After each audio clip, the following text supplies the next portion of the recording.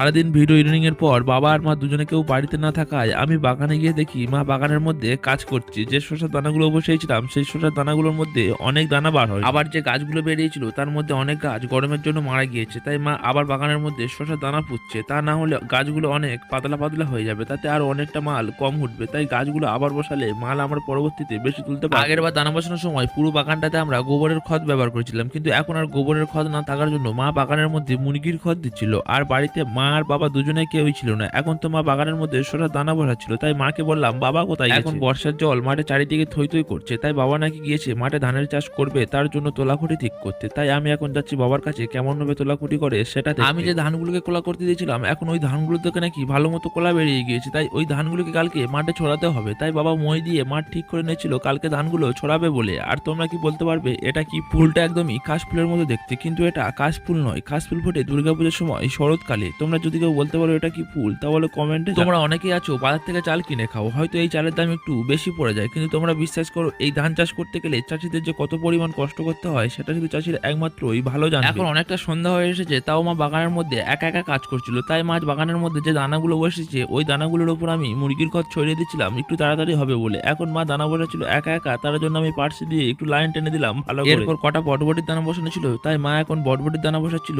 আর আমার বাড়িতে কাজ থাকার জন্য আমি এখন বাড়িতে যাচ্ছি। তাহলে আমি এখন বাড়িতে যাই, আর তোমরা চ্যানেলটিকে সাবস্ক্রাইব করো। বাই।